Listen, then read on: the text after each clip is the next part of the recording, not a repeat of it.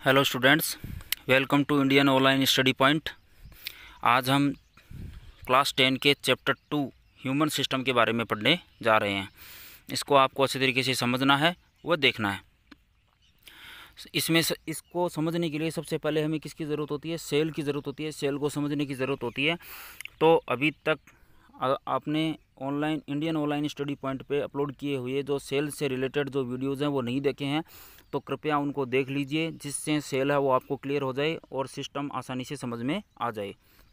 जैसे कि बेसिक जो पार्ट है उसका मैं आपको बता देता हूँ। सबसे पहले एक सेल होती है और ये स्ट्रक्चरल और फंक्शनल यूनिट होती है, और ऐसी बहुत सारी सेल के मिलने से टिश्यू बनता है, और टिश्यू के मिलने से फिर ऑर्गन, और ऑर्गन के मिलने से ऑर्गन सिस्टम जैसे कि ह्यूमन सिस्टम तैयार होता है। तो सबसे पहले हेडिंग लिखेंगे सेल। सेल हेडिंग लिखने के बाद में कहाँ से स्टार्ट करेंगे? ऑल लिविंग ऑर्गेनिम्स से। All living organisms are made up of cells. सभी जो लिविंग ऑर्गेनिम्स हैं किससे मिलकर बने हुए होते हैं? सेल से। Cell is the fundamental structural and functional unit of human body. Cell है वो फंक्शनल और स्ट्रक्चरल और फंडामेंटल यूनिट होती है शरीर की। क्यों? क्योंकि सेल से के मिलने से ही, बहुत सारी सेल के मिलने से ही शरीर बनता है, और उसी एक सेल के अंदर सारे काम होते हैं। तो ये स्ट्रक्चरल यूनिट भी हो गई और फंक्शनल यूनिट भी हो गई। फिर उसके बाद में आपको लाइन चेंज करके लिखना है, द बॉडी से स्टार्ट करना है। The body's function are distributed among group of cells called tissues. ये जो वर्क है वो अलग अलग सेल्स के द्वारा किया जाता है और वो मिलकर काम करती है, जिसको टिश्यू कहते हैं। टिश्यू के मिलने से फिर क्या बनते हैं? हायर लेवल पे आगे चलने पर ग्रुपिंग होती है, और इससे क्या बनता है? जो लेवल है वो ऑर्गेनाइजेशन का हो गया, आगे की तरफ बढ़ता है, और उससे ऑर्गन बनता है, और ऑर्गन से फिर ऑर्गन सिस्टम तैयार होता है। तो यहाँ से देखिए, ये सेलुलर लेवल पे सेल, फिर टिश्यू बन जाती है, फिर ऑर्गन बन जाता है, और फिर ऑर्गन सिस्टम, फिर ऑर्गेनिज्म तैयार होता है। तो इसको द बॉडी से लेकर यहाँ से लेकर ऑर्गेनिज्म तक आपको लिख लेना है। ठीक है, आप अपने साथ में बुक रखिए। ठीक है, और बुक में इस तरीके से टिक कर लेना है, और इसको साथ में समझते हुए भी जाना है। फिर आप बुक में जो टिक किया हुआ है उसको आप अपनी नोटबुक में कर लेंगे। ठीक है, फिर डाइजेस्टिव सिस्टम। सबसे पहले हम कौन सी सिस्टम की बात कर रहे हैं? Digestive system. इसके अलावा एक्सक्रीटरी सिस्टम है, रिप्रोडक्टिव सिस्टम है, वो हम आगे है वो पढ़ेंगे उनको। तो वन बाय वन करके इनको हम क्लियर करते चलेंगे। सबसे पहले हम डाइजेस्टिव सिस्टम को पढ़ रहे हैं, तो हेडिंग लगा लेंगे डाइजेस्टिव सिस्टम। डाइजेस्टिव सिस्टम, सबसे पहले डाइजेस्टिव सिस्टम में डाइजेशन की जो डेफिनेशन है वो लिखेंगे। The process of breaking down of complex substances into simpler substance is known as digestion. तो इसमें आपको थोड़ा सा चेंज करना है। क्या लिखना है? The process of breaking down of complex food substances. Complex और फूड, इसमें सब्सटेंस के बीच में क्या लिखना है? फूड। क्या लिख लेना है? फूड, FOOD, फूड इसमें लिख लेना है।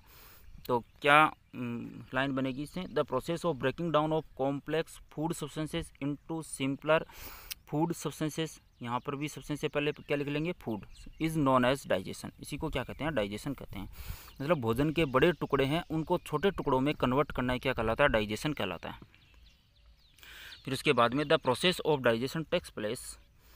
यहाँ से देखिए लाइन चेंज करके लिखना है, the process of digestion takes place by means of a group of organs. Group of organs के द्वारा किया जाता है, क्योंकि एक सिस्टम है, इसमें बहुत सारे ऑर्गन के मिलने से सिस्टम बनता है। विच फॉर्म डाइजेस्टिव सिस्टम, जिससे डाइजेस्टिव सिस्टम तैयार होता है। यहाँ तक कर लेना है। फिर उसके बाद में फुल स्टॉप लगा के इसी के आगे से स्टार्ट कर देना है। The human digestive system consists of number of organs. जो डाइजेस्टिव सिस्टम है उसमें बहुत सारे ऑर्गन पाए जाते हैं, क्योंकि ये एक सिस्टम है और ऑर्गन के मिलने से सिस्टम तैयार होता है, तो इसमें बहुत सारे ऑर्गन पाए जाएंगे। Each performing a different function, और हर एक ऑर्गन का काम अलग होता है।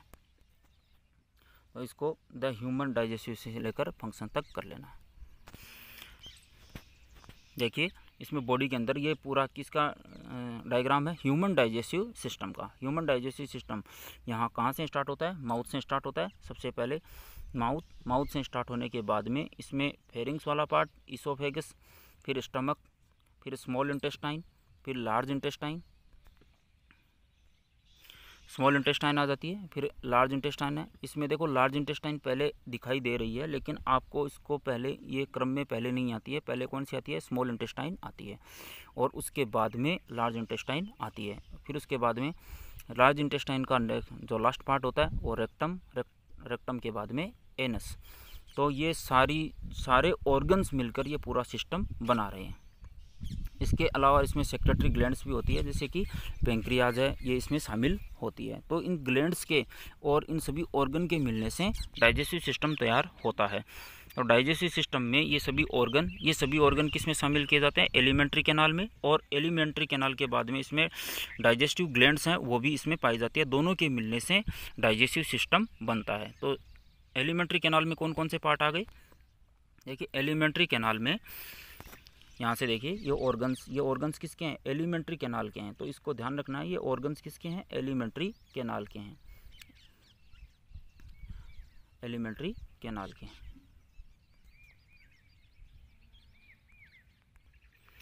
इसमें कौन कौन से पार्ट आते हैं? जैसे माउथ है, उसके बाद में फेरिंग्स आ गया, जैसे हम डायग्राम में देख रहे थे, माउथ आ गया, फेरिंग्स है, इसोफेगस है, स्टमक है, फिर small intestine, large intestine and rectum, और रेक्टम के बाद में लास्ट वाला एनस। ये सभी किस में शामिल किए जाते हैं? एलिमेंट्री कैनाल में। इसके अलावा डाइजेस्टिव ग्लैंड्स कौन कौन सी है? सेलाइवरी ग्लैंड है, लीवर है, पेंक्रियाज है, ये डाइजेस्टिव ग्लैंड्स होती है, और इन दोनों के पार्ट के मिलने से डाइजेस्टिव सिस्टम बनता है। तो इनको ऑर्गन्स को लिख लेंगे, ऑर्गन्स हैं, इसमें ब्रैकेट में आप एलिमेंट्री कैनाल लिख लेंगे, एलिमेंट्री कैनाल, और उसके बाद में डाइजेस्टिव ग्लैंड बी वाला पार्ट, इसमें सेलेवरी ग्लैंड, लीवर, पेंक्रियास लिख लेंगे। उसके बाद में द ह्यूमन से स्टार्ट करना। The human digestive system includes alimentary canal and associated glands. Alimentary canal is a continuous tube of about 8 to 10 metre. ये जो एलिमेंट्री कैनाल है, जिसके अंदर माउथ है, फेरिंग्स है, इसोफेगस है, स्टमक है, और एनस तक इसमें ऑर्गन पाए जाते हैं। ये टोटल मिलाकर कितनी लंबाई हो जाती है? 8 से 10 मीटर तक की लंबाई हो जाती है लेंथ में। माउथ से एनस तक कितनी होती है? 8 से 10 मीटर लंबी हो जाती है। It is also known as digestive canal, जिसको डाइजेस्टिव कैनाल भी कहते हैं। एलिमेंट्री कैनाल को क्या कहते हैं? डाइजेस्टिव कैनाल भी कहते हैं। तो इसको कहाँ से कहाँ तक करना है? द ह्यूमन से लेकर कैनाल तक इसको कर लेना है। तो हमें ये समझ लेना है कि डाइजेशन क्या होता है। कॉम्प्लेक्स फूड पार्टिकल्स जो स्मॉल फूड पार्टिकल्स में टूटते हैं उनको क्या कहते हैं? उसको डाइजेशन कहते हैं।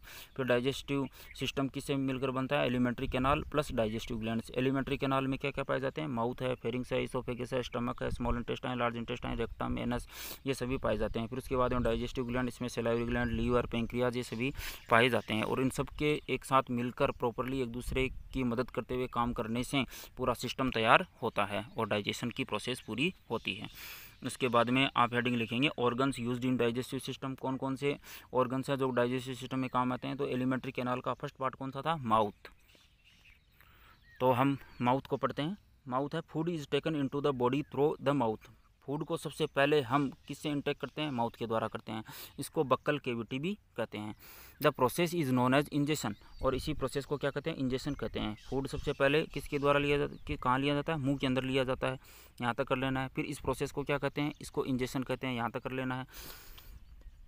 फिर उसके बाद में है डाइजेशन बेगिंस। डाइजेशन यहाँ से स्टार्ट होता है, यहाँ से डाइजेशन बेगिंस तक कर लेना है। और उसके बाद में इन माउथ, कहाँ से? यू, यहाँ वाले पार्ट को यू को हटा देंगे और इसकी जगह क्या लिख लेंगे? इन माउथ, जिसको क्या कहते हैं? Buccal cavity. Digestion begins in mouth, कहाँ स्टार्ट होता है? माउथ के अंदर, जिसको बक्कल केविटी कहते हैं। तो यहाँ तक इसको कर लेना है। डाइजेशन से स्टार्ट करना है यहाँ से, और उसके बाद में बिगिंस तक, और उसके बाद में जस्ट इसके आगे तुरंत स्टार्ट कर देना in mouth buccal cavity. Bracket में बक्कल केविटी लिखेंगे। माउथ को और क्या कहते हैं? बक्कल केविटी भी कहते हैं, ये ध्यान रखना है। और उसके बाद में लाइन चेंज करके लिखना है the buccal cavity consists of teeth, the tongue, salivary glands. Buccal cavity मतलब माउथ के अंदर क्या क्या पार्ट पाए जाते हैं? इसके अंदर दांत पाए जाते हैं, जीभ पाई जाती है, और सेलाइवरी ग्लैंड पाई जाती है, जिससे सेलाइवा सेक्रेट होती है, लार बनती है, लार ग्रंथियाँ इसमें पाई जाती है। द माउथ और the buccal cavity has teeth which mechanically break down the food into smaller pieces. जो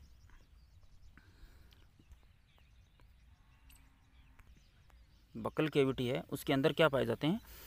टीथ पाए जाते हैं। और ये टीथ क्या काम करते हैं? जो फूड पार्टिकल्स, जो बड़े टुकड़े होते हैं भोजन के, जिसको हम सबसे पहले मुंह में लेने के बाद में उसको दांतों से काटते हैं, वहीं से डाइजेशन की प्रोसेस स्टार्ट हो जाती है और वो छोटे छोटे टुकड़ों में इसको मैकेनिकल फोर्स के द्वारा इसको तोड़ दिया जाता है। The nature and mode of arrangement, देखिए यहाँ से, the nature and mode of arrangement of teeth is called dentition. जो अरेंजमेंट है दांतों का वो क्या कहलाता है?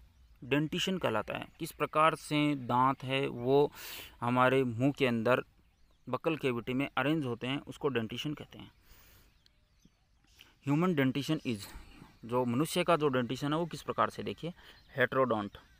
हेट्रो का मतलब होता है अलग अलग, हेट्रो का मतलब होता है अलग अलग। डिफरेंट काइंड्स ऑफ टीथ, अलग अलग प्रकार के दांत पाए जाते हैं, इसलिए इसको क्या कहते हैं? हेट्रोडोंट कहते हैं। जैसे इसमें कौन कौन से दांत पाए जा रहे हैं? They are incisor. कौन कौन से होते हैं? दे आर इंसाइजर मतलब आई, इंसाइजर मतलब आई से स्टार्ट हो रहा है तो आई से लिखेंगे।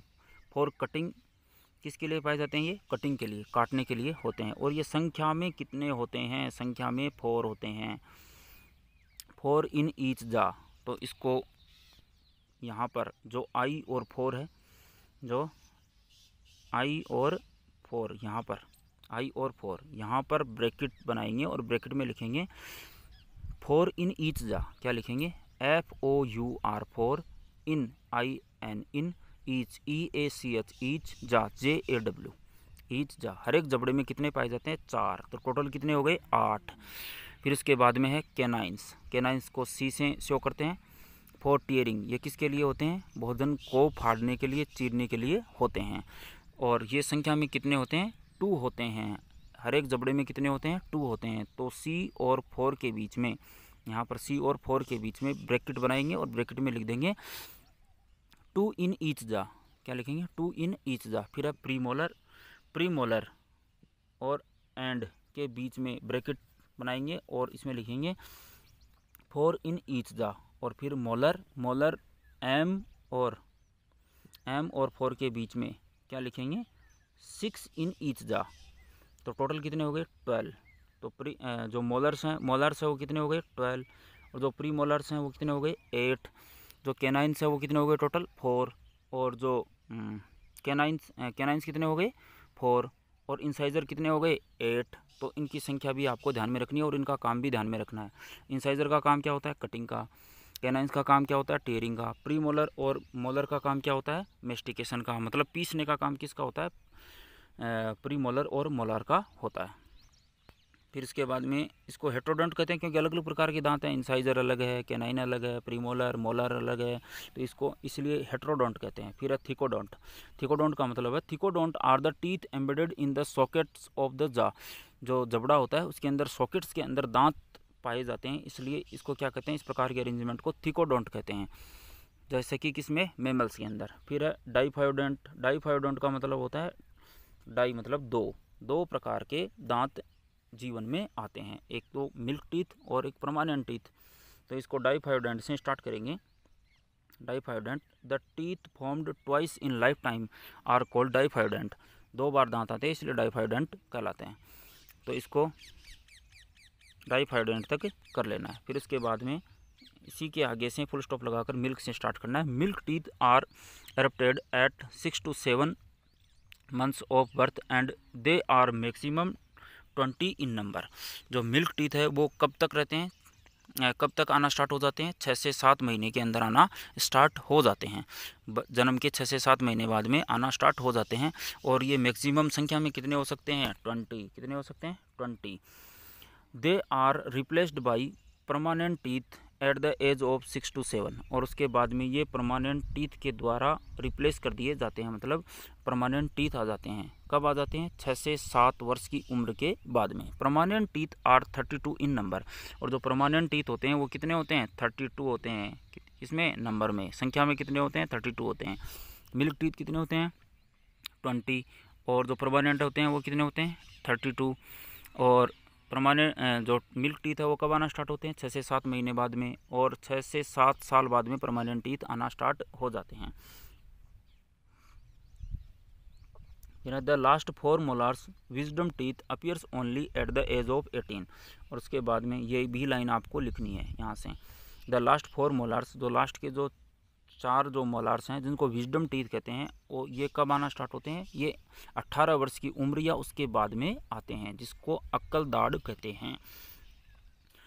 फिर जो दांतों की जो देखिए अरेंजमेंट है वो किस हिसाब से होता है। सबसे पहले इंसाइजर होते हैं, सबसे आगे ये क्या है? इंसाइजर है। फिर उसके बाद में कैनाइंस हैं, फिर प्रीमोलार हैं, और फिर मोलार हैं, और ये थर्ड मोलार है। मतलब मोलार कितने देखिए? 1, 2 और ये थर्ड मोलार। इधर भी ऐसा ही है, 1, 2 और ये थर्ड मोलार। सबसे पहले इंसाइजर, फिर कैनाइन, प्रीमोलार, मोलार। तो इस प्रकार से हमारे माउथ के अंदर जो टीथ है उनका अरेंजमेंट होता है। फिर अब लिखेंगे अगला पार्ट कौन सा? बकल कैविटी के बाद में कौन सा है एलिमेंट्री कैनाल में? Pharynx. Pharynx is the common passage for digestive and respiratory system. तो फेरिंग्स वाला पार्ट है वो कॉमन होता है किसमें? डाइजेस्टिव सिस्टम में और रेस्पिरेटरी सिस्टम में। ये दोनों में कॉमन होता है। मतलब फेरिंग्स वाला पार्ट डाइजेस्टिव सिस्टम में भी इन्वॉल्व होता है और रेस्पिरेटरी सिस्टम में भी इन्वॉल्व होता है। फिर उसके बाद में फुल स्टॉप लगा के यहाँ से फेरिंग्स से स्टार्ट करने के बाद में सिस्टम तक, फिर फुल स्टॉप लगा के उसके बाद में food passes from pharynx to oesophagus. और फेरिंग्स का क्या काम होता है? फूड है वो पास करती है कहाँ से कहाँ तक? माउथ से इसोफेगस तक, क्योंकि माउथ के बाद में कौन सा आ रहा है? फेरिंग्स। तो फेरिंग्स इसको आगे भेजती है कहाँ तक? इसोफेगस तक। It is divided into 3 parts. जो फेरिंग्स है उसके 3 भाग होते हैं। कौन कौन से होते हैं? Nasopharynx, nasal part of the pharynx, ये नाक से जुड़ा हुआ भाग है फेरिंग्स का, इसको नेजोफेरिंग्स कहते हैं, नेजोफेरिंग्स। उसके बाद में है ओरोफेरिंग्स। ओरो मतलब माउथ से रिलेटेड है, और माउथ से जो अटैच्ड फेरिंग्स का पार्ट है उसको क्या कहते हैं? Oral part of the pharynx. फिर इसके बाद में लेरिंजोफेरिंग्स, इसमें लेरिंग्स और प्लस फेरिंग्स दोनों के मिलने से क्या बना है? लेरिंजोफेरिंग्स। ये लेरिंजियल पार्ट होता है फेरिंग्स का। लेरिंग्स कहाँ पर पाया जाता है? किसका पार्ट है? रेस्पिरेटरी सिस्टम का। रेस्पिरेटरी सिस्टम में लेरिंग्स पाया जाता है और डाइजेस्टिव सिस्टम में फेरिंग्स पाया जाता है, और दोनों जहाँ से जुड़े हुए होते हैं उसको लेरिंजोफेरिंग्स कहते हैं। उसके बाद में कौन सा पार्ट आएगा? इसोफेगस वाला पार्ट। इसोफेगस है वो फूड पाइप होती है जो कि फेरिंग्स से लेकर स्टमक तक फूड को आगे की तरफ भेजने का काम करती है। Oesophagus is muscular tube. यहाँ से इसको स्टार्ट करेंगे। Oesophagus is muscular tube with 25 centimetre long, और ये इसकी लंबाई कितनी होती है? 25 सेंटीमीटर होती है। Which conducts slightly digested food from the mouth into stomach. और ये माउथ में जो हमने फूड इनटेक किया है उसको फेरिंग्स से लेकर कहाँ तक पहुँचाने का काम करती है? स्टमक तक पहुँचाने का काम करती है। इसमें पेरिस्टाल्सिस मूवमेंट होती है, और ये जो मूवमेंट है इसके बारे में हम अगले सेशन में पढ़ेंगे। अभी तक आपने अगर चैनल को सब्सक्राइब नहीं किया है तो सब्सक्राइब कर लीजिए, क्योंकि किसी भी प्रकार का कोई भी इन्फॉर्मेशन, कोई भी वीडियो अपलोड किया जाता है तो आप तक इन्फॉर्मेशन तभी पहुंचेगी जब आपने इस चैनल को सब्सक्राइब कर रखा है और बेल आइकन को प्रेस कर रखा है, और इसके साथ में लाइक और शेयर करना भी नहीं भूलना है। इसोफेगस के नेक्स्ट पार्ट को और आगे जो एलिमेंट्री कैनाल के ऑर्गन्स हैं और डाइजेस्टिव ग्लैंड्स हैं, इनको हम अगले सेशन में पढ़ेंगे। आज के लिए इतना ही। Thank you.